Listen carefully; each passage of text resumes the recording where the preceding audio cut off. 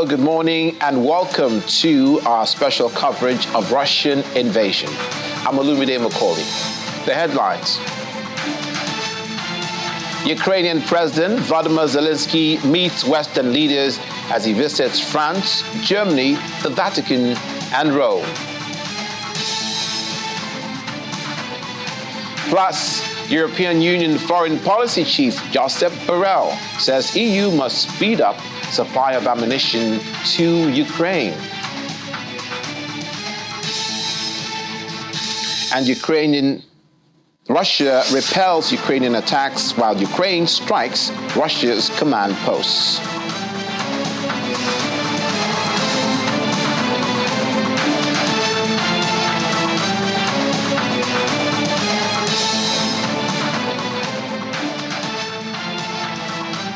Thank you so much for joining us. We begin with the visits of Ukrainian President Vladimir Zelensky to other countries. He's expected to visit the UK to meet Prime Minister Rishi Sunak as he presses European leaders for more military aid. In a tweet, he confirmed he will meet his friend, as he called him, Prime Minister Rishi Sunak, to hold substantive negotiations, in his words. It comes as the UK confirmed last week it will supply Ukraine with long-range missiles to fight the Russian invasion. It's expected that the meeting between the two leaders will not extend beyond a couple of hours. Ukrainian President, meanwhile, Vladimir Zelensky arrived in France yesterday for a dinner meeting in Paris with French President Emmanuel Macron. The French President said earlier that Macron will be reaffirming France's military and humanitarian support for Ukraine at the meeting. In a statement at the Élysée Palace, it says the two leaders will hold a working dinner, Macron would reaffirm the unfailing support of France and Europe to restore Ukraine's legitimate rights and defend its fundamental interests, adding that the two presidents will also discuss the longer-term prospects for the return of peace in Europe, notably on the basis of the peace plan proposed by President Zelensky, which France supports. President Zelensky was welcomed by the French Prime Minister, and that is Elizabeth Borne, and the French Foreign Minister, as he stepped out of his plane.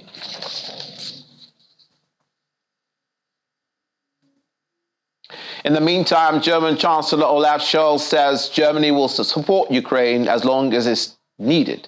Speaking during a joint news conference with Ukrainian President Volodymyr Zelensky, Mr. Scholz said in his words, "I have said it many times, and I repeat it here today. We will support you for as long as it is necessary." The Ukrainian leader, who was visiting Berlin since the start of the Russian invasion in February last year, says Kiev will always be grateful to Germany for its support during the war, adding that Ukraine's Western allies could make Russia's defeat irreversible as early as this year. The German government announced a 2.7 billion euro aid militarily to Ukraine over the weekend, its biggest such package yet since the war broke out.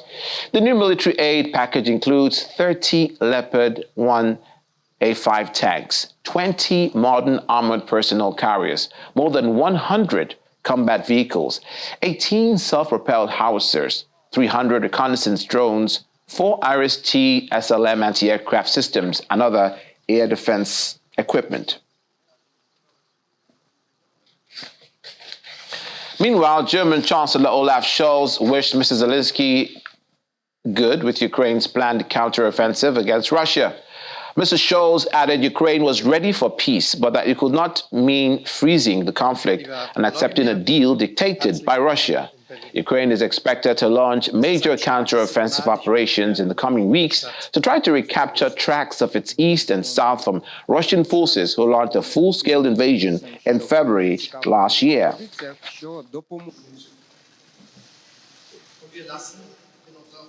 Still on Germany, Ukrainian President Volodymyr Zelensky collected the prestigious Charlemagne Prize on behalf of the Ukrainian people in honor of services to Europe.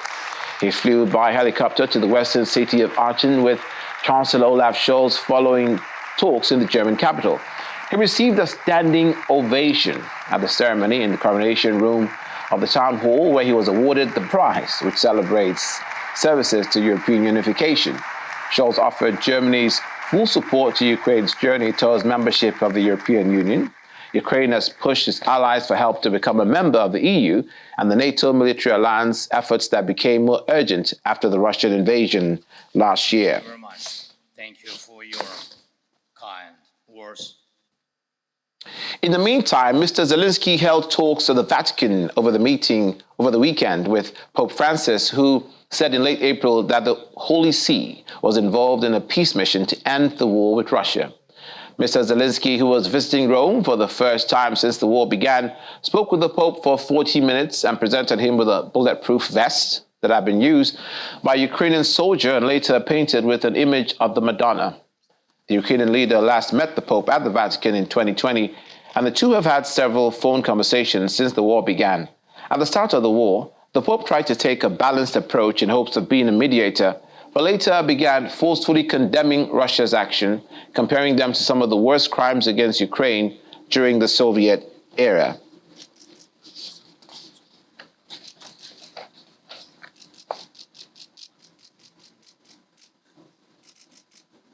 Meanwhile, Ukrainian President Vladimir Zelensky thanked Italians for their support as he visited Rome for the first time since the war began. Zelensky said at a news conference, standing alongside the Italian Prime Minister Giorgia Meloni, "On behalf of all Ukrainians, I am grateful to all Italians whose hearts do not remain indifferent to evil and who support us with aid in defense." Meloni condemned Russia's brutal and unjust aggression, pledged Italy's support for Ukraine for as long as is necessary, and urged Russia to immediately withdraw. She emphasized Italy's support for Ukraine's membership of the European Union and the intensification of a partnership with NATO. Now, away from President Zelensky's tour, the EU Foreign Policy Chief Josep Borrell said the European Union must speed up the supply of ammunition to Ukraine as the country's forces need 1,000 artillery shells every day in the Bakhmut area alone. Borrell said Ukrainian Foreign Minister Dmytro Kuleba had told his EU counterparts at a meeting in Stockholm that Kiev needed more support to defend itself against Russia's invasion. In March, EU ministers approved a plan worth at least €2 billion to supply Ukraine with 1 million pounds, that is, rounds of military ammunition, artillery, and missiles over 12 months. To cut long story short, main topics of my conversation with EU foreign ministers today will be long-range artillery ammunition and short-range accession talks. Every day we are trying to kick the enemy out. The enemy tries to take new positions, to grab more land. No big developments, and I think it's actually very bad because we got used to it. It's impossible to get used to people's deaths, but it's only now that I understand what the title of the famous novel "All Quiet on the Western Front" meant. When you wake up, you read the news, and basically you come to the conclusion that all is more or less quiet. But someone is dying there. Someone is fighting for a trench. Someone is trying to defend it. In this meeting, Minister Kuleba has explained the situation in the ground, how the Russia continues bombing systematically, and the requirement to the European Union for more support. And certainly we have to speed up the support. And give me a figure, just a figure. In the Bakhmut area, where fighting continues, Ukraine needs about 1,000 shots of artillery per day. 1,000 per day just in Bakhmut, in order to have an idea of the intensity of the fighting and the firepower of the Russia and how the Ukrainians can resist this continuous and systematic bombing.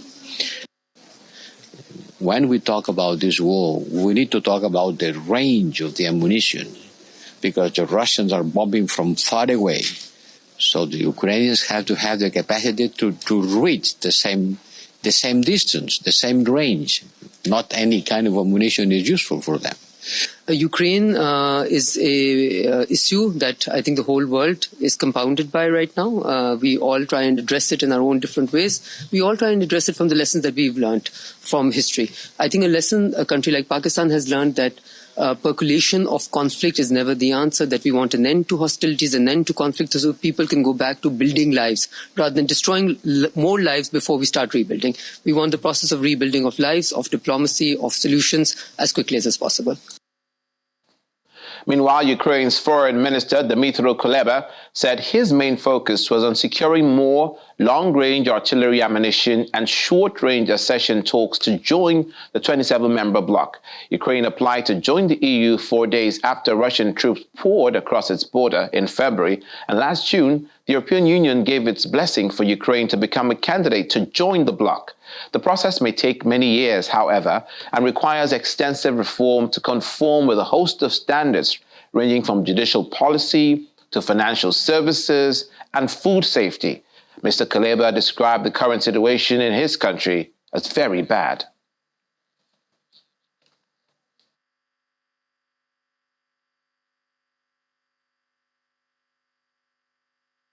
Now, I would like to talk to Mr. Stephen Hayes, President Emeritus, Corporate Council on Africa, former President, American Center on International Leadership, and also the President of Cohen and Woods International. It's good to have you with us this morning. Good morning. It's good to be here again. Thank you.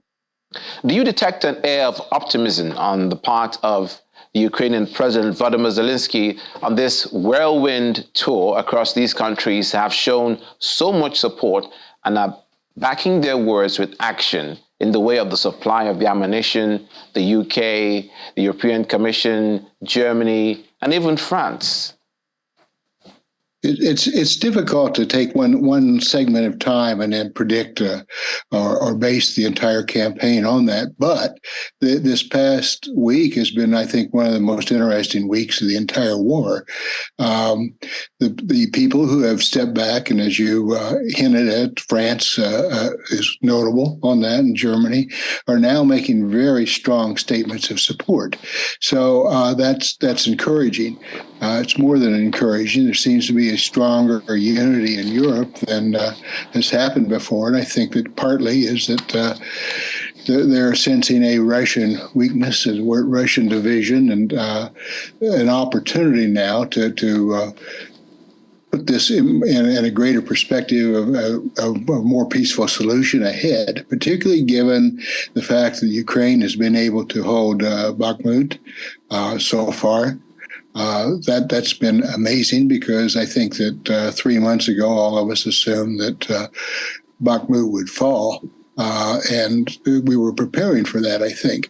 But they have not only held on, but are starting to make some gains. And also this whirlwind diplomacy this past week is very impressive. It's still going on. I think he's probably meeting with the Prime Minister in UK right now. But it's very, very impressive, and it's also very, very encouraging that there's progress. The other point, I think, of interest is China's negotiation, sending their special negotiator on Europe to Ukraine for the first time. That's indicative of perhaps a change on behalf of China, and in fact, they're going to Ukraine first before Russia. And on this trip is I would say interesting. It's hard, it's difficult, and probably shouldn't read too much into it at this stage. But it is very interesting. To me, it indicates a slight shift on China's position of trying to look far more balanced than it has. I think it's worried about the Russian position as well. Mr. Hayes, it's one thing to have these weapons. It's another thing to be able to use them in a proficient and efficient manner, professionally, for the Ukrainian soldiers. We know they've received help from the UK, from Australia, in the way of training their people. What is your estimation of how prepared the Ukrainian army will turn out to be when at the end of the day they have to use many of these, in many cases, sophisticated weapons? 30 Leopard tanks is no mean feat. Well, you're right. It isn't, and I'm not an expert on weapons and its use. But as you indicated, there is a lot of training going on. The U.S. is also involved in the training as well. The fact that the Germans are allowing their Leopard tanks to go in now is of interest. I don't think they would let them go without feeling that they're able to use them. If they can't use them, that also leaves them open for capture. And so I think that the training has probably been fairly extensive. I think your question is very good. I think that it's going to have to continue. But clearly the Ukrainians are showing they're very adept at using systems now. They're using the Patriot missile systems as well against aircraft, and with some success. So it's been a very interesting and intriguing week or two of late. Indeed. One of the ports of call for President Zelensky was the Vatican, and obviously the Pope, who's made his intention clear on trying to bring peace to the situation. But there are some in Ukraine and even outside who are dubious of the Vatican or the Pope's influence to be able to do this. Are you of the same opinion, especially since the Russian Orthodox Church, the Ukrainian Orthodox Church are not part of the Holy See? Your question, you're right on point. I think the issue is the Russian Orthodox Church. There have been what was called poorly kept secret talks between the Russian Orthodox Church and the Vatican for several years now. And I think that the state of those talks is also probably having some effect on the Pope's willingness to move forward or to come out on the side of Ukraine. As a pope, he probably would not prefer to come on one side or the other, but in fact to remain as a possible negotiator. But I think that other countries are in a stronger position than the Vatican is in this case. I think your question is very good, very perceptive. I think the Vatican will continue to try to play a role. It may, in fact, play a role, but I think its reluctance to step forward and condemn this invasion as strongly as I think the Ukrainians would like makes them a little leery of the Vatican's tilt. But I think again, even that may be shifting as well. I like your perspective on this. Further down the road, at the end of this war, and we hope it ends sooner than later, many countries have not broken faith, but they've shown their disdain for Russia's actions and very bitter, use very hard words. We know that in the case where Russia is following the dictates of a president who is alleged to be dictatorial, further down the road, is there a chance that for the countries who are not leaving a door open for mediation, that the Russians will be hurt by some of the actions that these countries have taken? For instance, the sports sector, where some of these Russians who say that I'm not the person that sent our people to fight Ukraine, I'm just a tennis player, I'm just a footballer, why do I have to pay for Putin's mistakes? So do you see where I'm going with this? Well, I think I do. I think that again, the problem is that we identify by nations, and vice versa. We identify people by nations as well, and therefore there's attempts to, I guess, to put pressure on Putin in any way possible. And the more discontent created in Russia, the thinking is that the more possibility of change. I guess, reluctant to say that's going to be terribly effective. Perhaps it's necessary. Is it fair? Probably not. But what is fair about war? And the fact is that Russia did invade. Now, I also have said from the very beginning that Russia has, in their own national interest, some legitimate reasons to worry, and why, and the fact that they need that Black Sea access. So if that could be resolved in some way, And while Ukraine remains, I wouldn't say remain happy, it's certainly not a happy situation, but is satisfied with regaining territory, then there's some possibility. Is there possibility for change in Russia? Certainly. He is under a great deal of pressure. Europe is becoming unified. China has seen this as well. There's got to be enormous pressure on Putin, and should be pressure for change as well. But I think again, that's probably going to be a longer longer term issue rather than short term. Right now, we have to figure out how to deal with the situation as it exists. You actually preempted my next question on whether President Putin would go down a different path because of all the pressure. For those who are more understanding of his reason for this, what he's called a special military operation for obvious reasons, which is an invasion for obvious reasons, that maybe he would. But can you tell us his antecedents? Does that mean that it can never happen, or it can never happen? It's a good question. With Putin, I'm not sure that it can ever happen. He is going to, if he loses this, I don't think there's any way that he stays in power. He's under international warrant. How much power he can retain over the whole of Russia and the political system remains to be seen. He certainly eliminated political appointees, or opposition, I should say. I don't mean political appointees, although I think there's an argument for that as well. But the issue is, can he remain in power if he loses this war? And I don't see that he can. But again, life deals strange circumstances. Mr. Hayes, you're an American. Yep, that's true.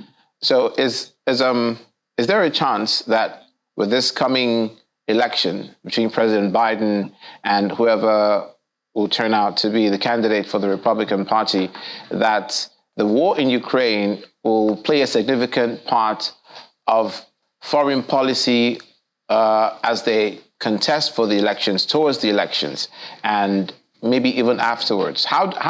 How is this war affecting foreign policy in the United States, given that many Republicans are in support of the war, as well as Democrats, although some are not? Well, that's true. Absolutely. I think the degree of support within Congress is very, very strong. There is a small dissident group that it can make things very difficult. And one of the things that is difficult right now is this debt ceiling, which does affect, has the potential to affect how we deal with the Ukraine war. And that's very, very worrisome. The other issue, that, particularly to your question, is will it become a big issue in the campaign? It will be an issue.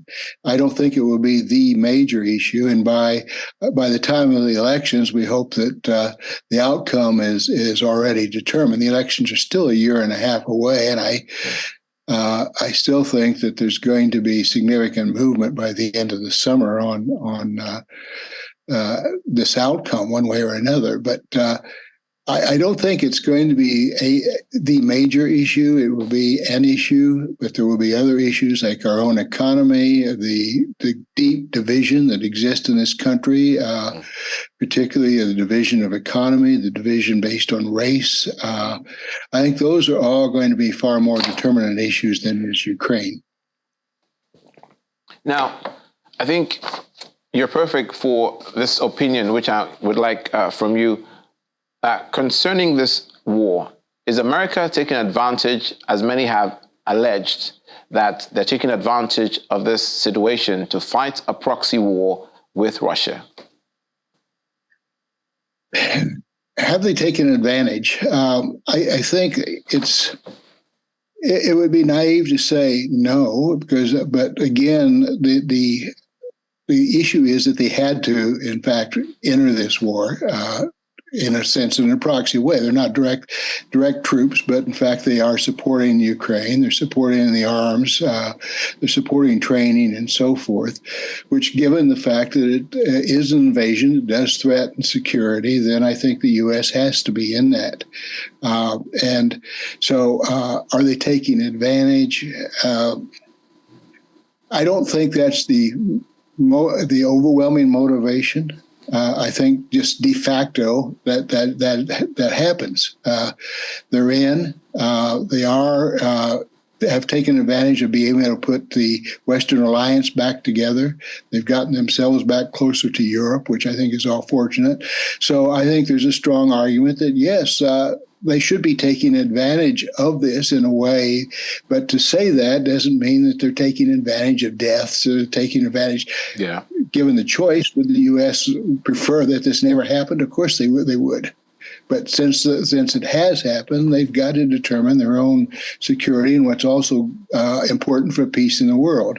And I think ending this war is vital for peace in the world.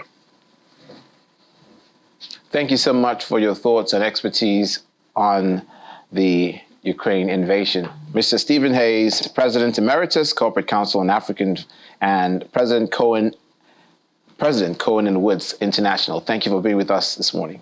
Thank you. It's an honor as usual. Thank you. After the break, 2 dead, at least 10 wounded in Russia's attack on Kostyantynivka. Details in a moment. Please stay with us.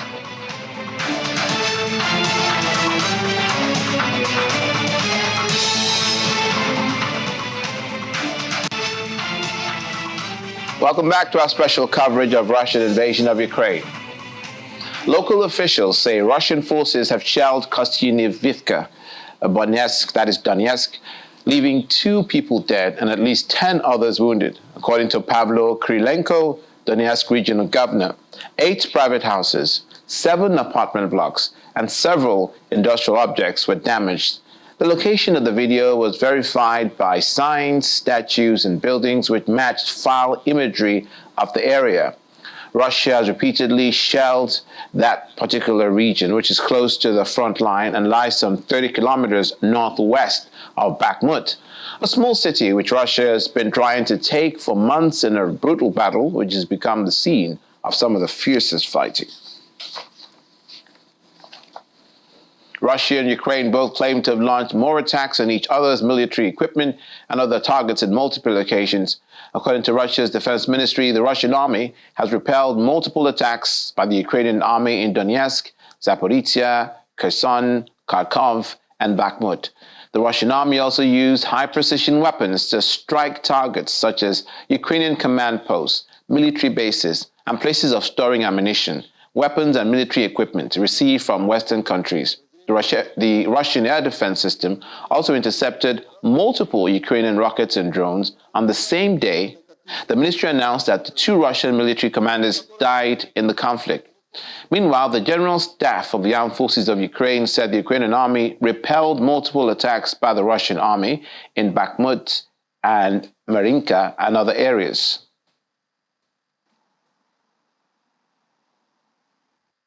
At the Eurovision Song Contest was underway in Britain over the weekend. Russian missiles in the western Ukrainian city of Ternopil, which is home to the electro-pop duo Vorchi, this year's contestants from Ukraine. State Emergency Services of Ukraine released a video showing what it said was firefighters at the site of damaged warehouse of fire in that location. Now, local authorities writing on Telegram said the strikes had hit warehouses owned by commercial enterprises and a religious organization, injuring 2 people. Russia has launched hundreds of rockets and missile attacks against Ukrainian targets since last October. Melinda Simmons, Britain's ambassador to Kiev, commended Vorchi for the Eurovision 2023 entry. Vorchi said this week they hope to shine a spotlight on their country's fight for freedom. Ukraine's Kalush Orchestra rode a huge wave of support from across Europe to win the contest last year. The contest was held in the northern English city of Liverpool because Ukraine could not host due to the war. Meanwhile, Russian news outlet Kommersant reported that 2 Russian fighter jets and 2 military helicopters have been shot down over the weekend close to the Ukrainian border in what will be a spectacular coup for Kiev if confirmed. Kommersant said on its website that the Su-30 fighter bomber, Su-35 fighter, and 2 Mi-8 helicopters had made up a raiding party and had been shot down almost simultaneously in an ambush in the Bryansk region, adjoining northeast of Ukraine. Now, the Russian state news agency TASS said a Russian Su-34 warplane had crashed in that region but did not specify a cause. TASS also cited an emergency services official saying an engine fire in a helicopter had caused it to crash near Klinsky, which is about 40 kilometers from the border. However, a video posted on the Russian pro-war Telegram channel, which has about 500,000 followers, showed a helicopter high in the sky suffering an explosion, being thrown off course, and then plunging towards the ground in flames. The Moscow Defense Ministry did not immediately respond to a request for comment.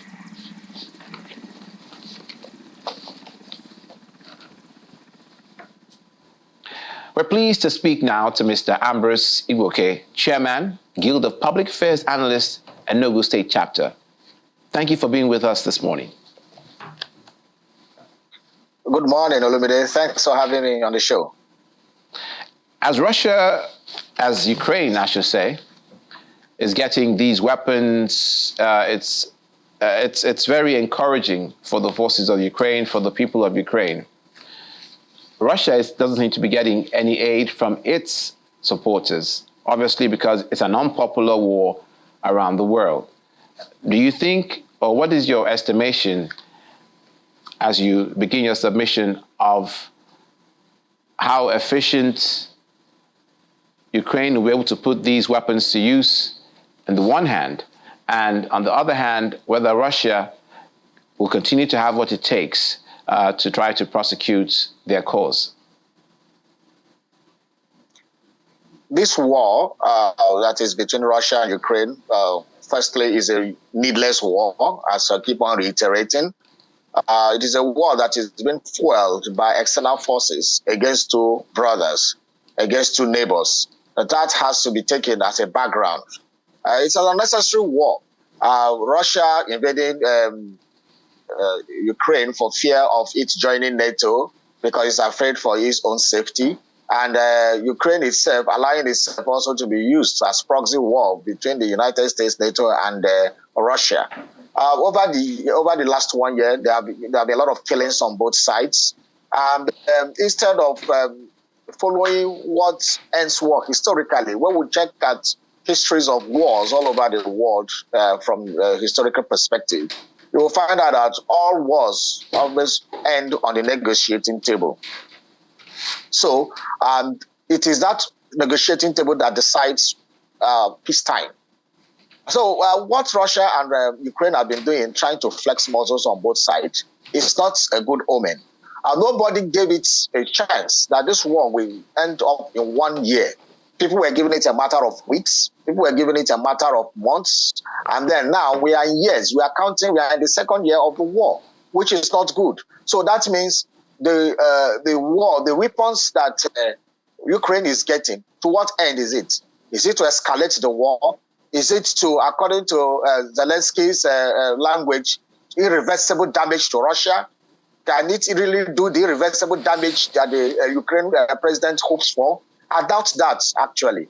And then the Ukraine is the underdog. To answer your question about why is it getting all the tactical support in terms of weaponry, Ukraine is the underdog in this war, as the whole world knows. That Russia, because of its nuclear powers, because of its humongous size, personnel, and the population, is actually breathing it down on its a less powerful neighbor, which it started in 2014 by annexing Crimea, and then it's coming back again in 2022 to continue the expansion into Ukraine. But he hinged an excuse on that Ukraine is also not trying to be at peace with it. So these 2 brothers have allowed themselves to be used. When you when you give 3 billion naira, the $3 billion, the $3 billion is not for the rebuilding of Ukraine. The $3 billion is not for training Ukrainian citizens. It is not for consolidating their welfare. It is purely for war. War to which end? Well, some people may argue that it is war for the emancipation of Ukraine from Russia, but we're also good to go to the root analysis of what caused the war in the first place. And we'll find out that these new weapons, these new aids, and this new solidarity by Europe is not actually going to solve anything concerning the war. Rather, it's going to escalate the war. Then on the side of the Russians, from now, people like China, Turkey, and some other more moderate European countries should be able to also sit down Russia and say, how do we, toe the line of what China has been preaching? China has always been preaching the de-escalation of the war through political solution, and not through why Europe is pushing through military solution. So these are two variant opposing solutions. And for me, I believe that the war can be ended through political solutions, where Ukraine has always maintained that it's not ready to cede any of its territory to Russia.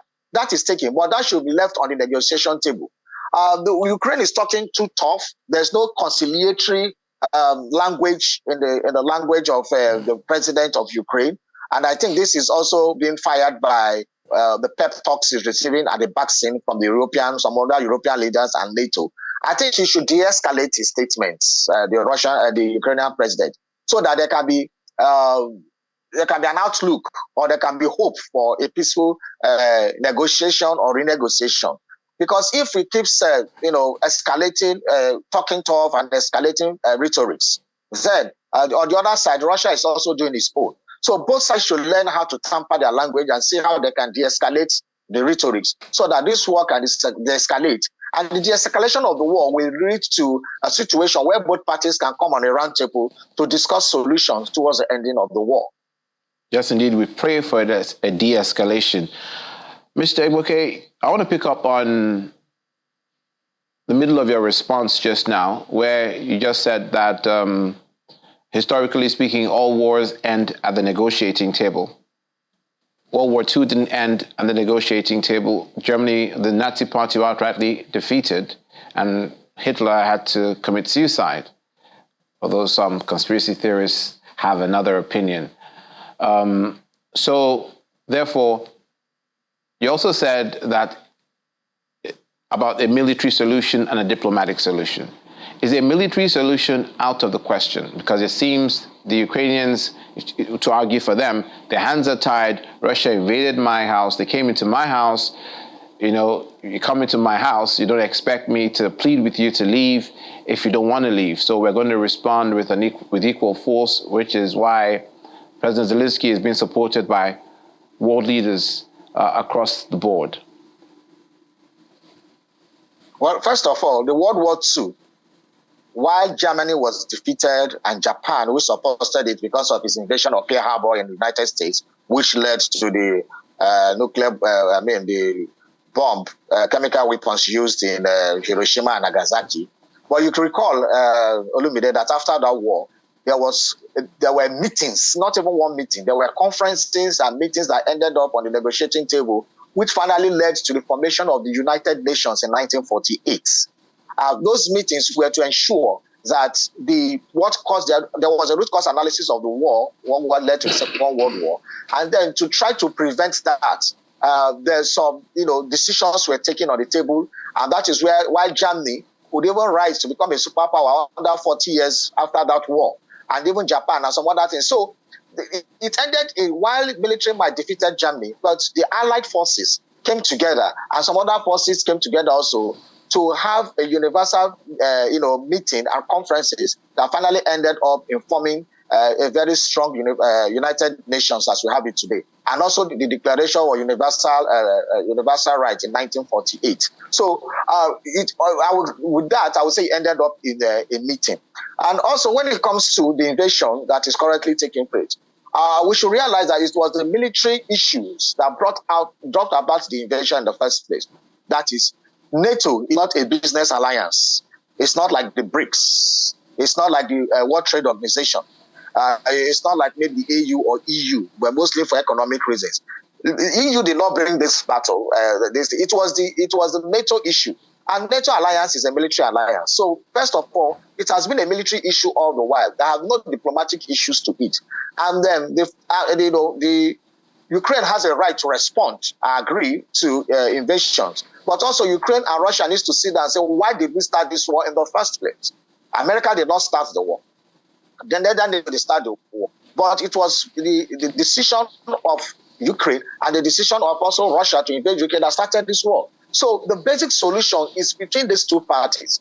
But as it stands, the two parties are not even looking at that at all. They are still looking out to external forces, external people to be able to tell them what to do. While Russia is looking at India, looking at China, and basically Turkey, and then also trying to renew its interest in some African countries to get more alliances.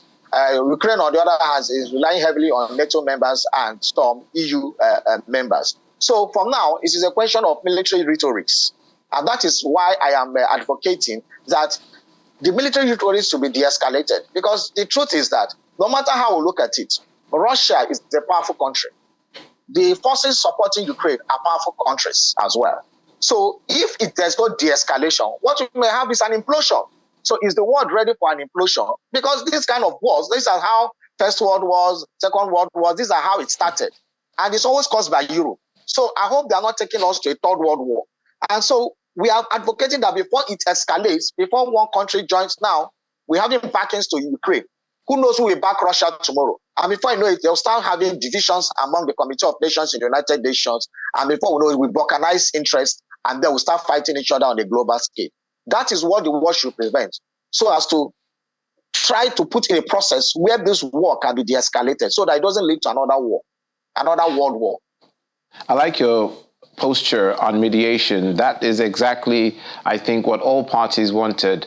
But for the Russians with conditions, I'm sure. For the Ukrainians without conditions, obviously. What concessions, if we have our thinking caps on, and we can't think for President Putin, but do you think what concessions can be made by Russia so as to withdraw voluntarily and conceding to some degree and still saving face?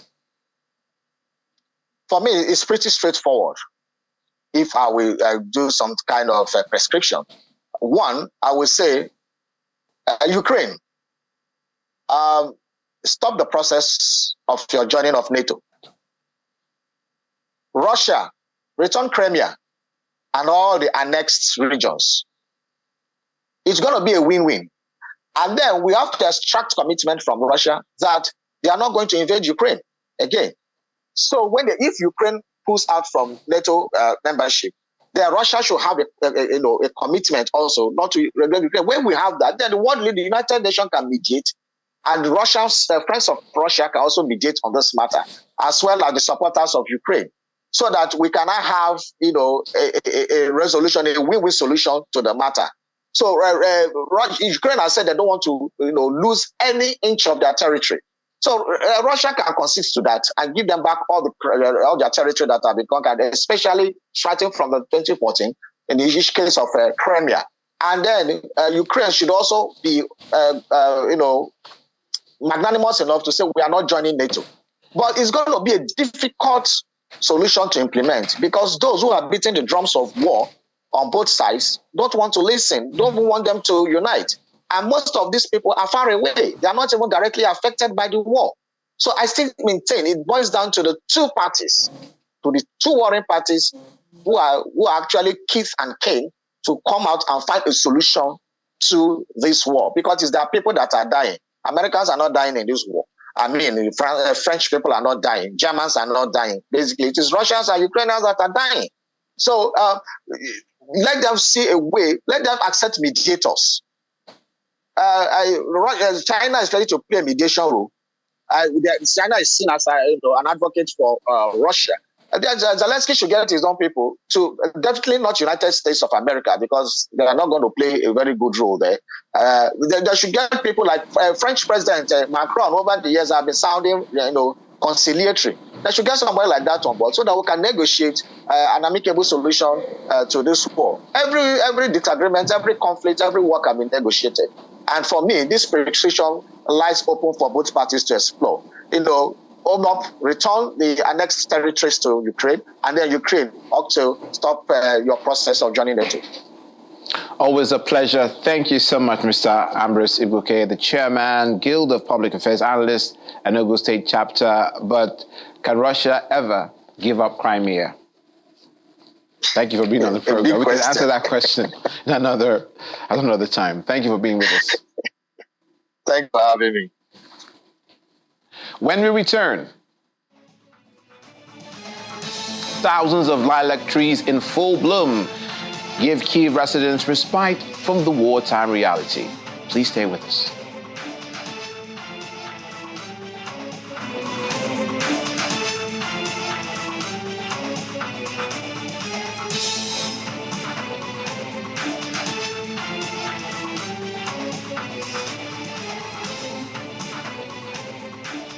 Welcome back to our special coverage of Russian invasion as we turn our attention to how the world of business is affected by this war and surrounding issues, for which reason my colleague, Ini John Mekwa, is with us in the studio to give us a perspective. Thank you. South Africa hasn't had the best of times recently. We know that there's an energy crisis, and for the first time, they're having to get used to how we've been having to cope with the shortages of electricity. Yes. Unfortunately for them, they do not have alternative like we do. A lot of us, there's hardly any Nigerian business or resident that does not have, either you have a solid generator that's going to be an alternative for you, or you would have solar or something like that. That you have. A lot of them do not have that. I remember that we were supposed to have a guest in South Africa, and he couldn't come on the show because he did not have power. You can hardly hear that from a Nigerian, because we always know, most likely there won't be power. So you have your generator, you have something that would... Not a good thing to get used to. No, not a good one for them. And not a good one as well for the Rand. Yeah, the Rand has been, yes. And it's all because of their connection with President Putin. They're now heading BRICS, and they're supposed to host President Putin in August. And that has been raising a whole lot of dust. The threat of arresting Putin when he goes to South Africa, and they saying, okay, maybe he would join virtually.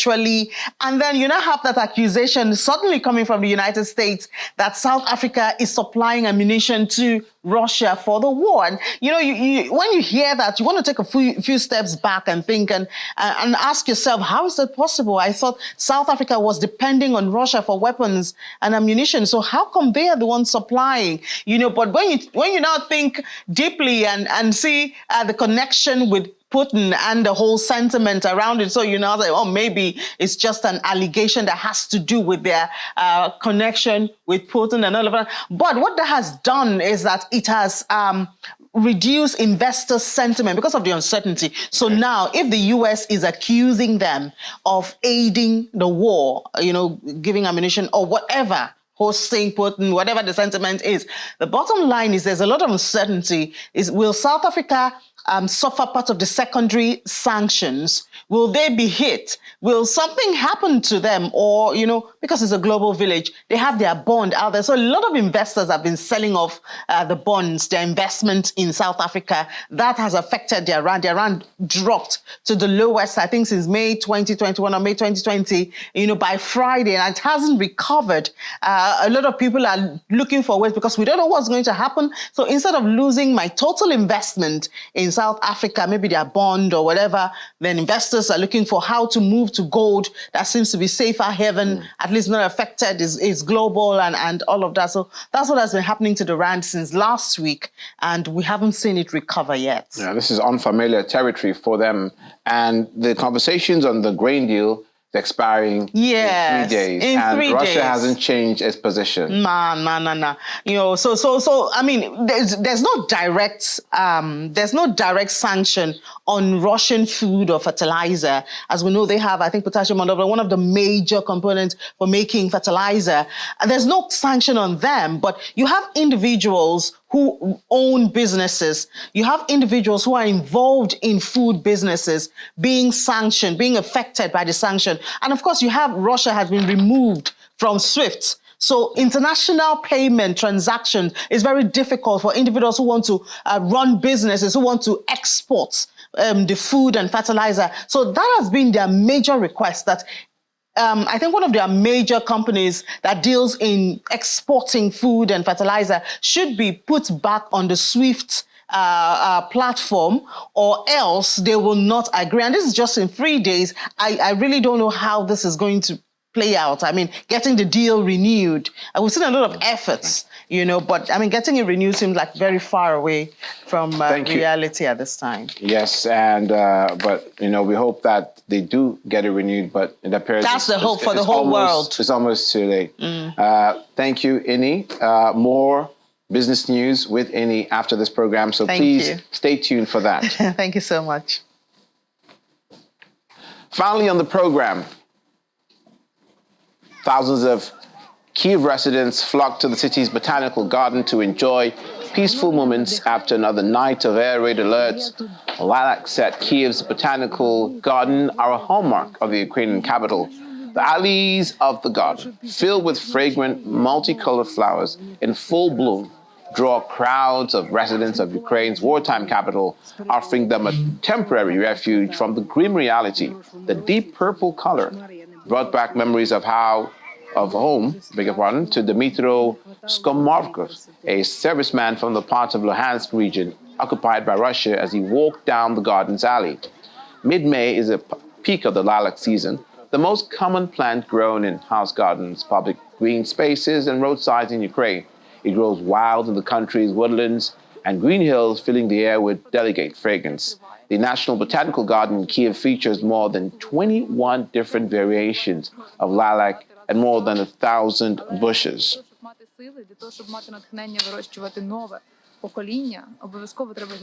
And that's where we leave it for today's special coverage of Russian invasion. Thank you so much for being with us. Please join us again tomorrow. I'm Olumide Macaulay. Have a good day.